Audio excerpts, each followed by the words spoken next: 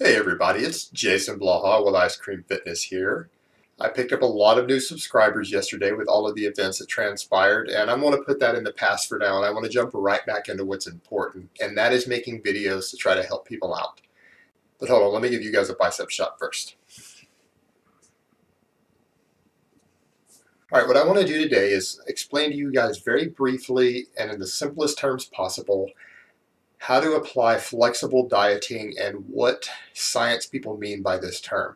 I'm not going to use the term if it fits your macros in this because it's really kind of a stupid acronym. When most of us discuss flexible dieting, we are saying that meal timing is largely irrelevant, but not completely irrelevant to your muscle building, fat loss, or fat gain. It doesn't affect body composition meaningfully directly. And it's the same with your macronutrients. It is net calories in, calories out. It is the amount of fat, carbs, and protein that you eat that determine your changes in body composition, assuming no major nutritional deficiencies. Period. This is provable science. It's been proven in the real world. It's been proven in lab studies. We know it's a fact. Now, where the argument that oftentimes comes in between bros and bro science on this topic is that guys will say, well, I do this and that and it works. And this is where it gets into the needs of the individual. And this is what's not always addressed in this concept initially when people first hear about it. And what we find is that those are the direct factors. Your macronutrients, your net calories, and your total intake for the day is what's going to determine your direct results. These other factors as to what foods you eat, when you eat them, things like that determine indirect results. And it's important to understand that because what you need to understand is that those other factors are individual. They're not universal rules. The first part is universal to the human species. The other comes down to your individual needs. So you don't need to assume that you need to follow a certain eating pattern.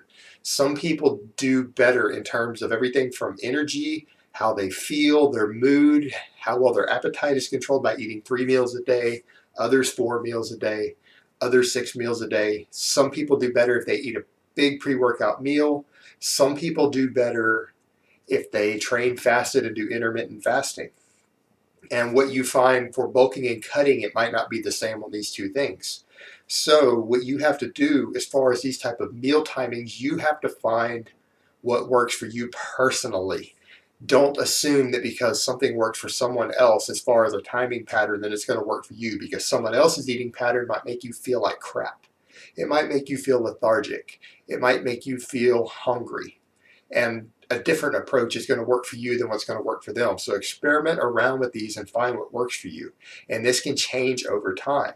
But don't assume that there's a set rule, because there doesn't seem to be a set rule on that.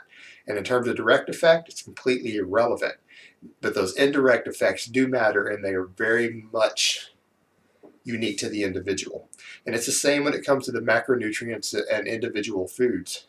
Some people do perfectly fine eating huge amounts of sugary foods as long as they're not developing dietary deficiencies because they're eating so much sugary food that they're missing vitamins and minerals in their diet that they need. Whereas in someone else, if they eat too many sugary foods or get too much of their carbohydrate intake from very fast absorbing simple carbs, they just don't feel well. But that is a very individual thing. You can't make that assumption based upon one person to another. And if a person feels that way, then they probably should eat fewer of those things. And it doesn't mean they have to exclude them completely, because even people who get that response when they eat huge amounts of sugary foods, they don't get the same response if they eat just a little bit for dessert and track it in their calories. And certain foods are always going to make some people feel bad. There are such things as food intolerances, food allergies. And if you seem to have one of those for a certain food, don't eat it. Only an idiot would eat it. Even if it fits your macros and it fits into your meal plan, if it makes you feel bad or you think you're allergic to it or intolerant to it, it would be idiotic to eat it. So obviously don't eat it. And some people find that they do better on different amounts of fat and protein, and this is really going to be individually based. And it's going to be universal that fairly high protein intake is going to be useful as far as body composition. But some people respond better to higher fat. Some people respond better to higher carbs. when filling the rest of their calories in terms of their appetite, their energy levels, things like that. And that's the sort of thing that you have to custom tailor to your own needs by experimentation. You have to find what works for you. All right, guys, that's really all I have to say on that. I hope this has been helpful and informative, and I will talk to you next time.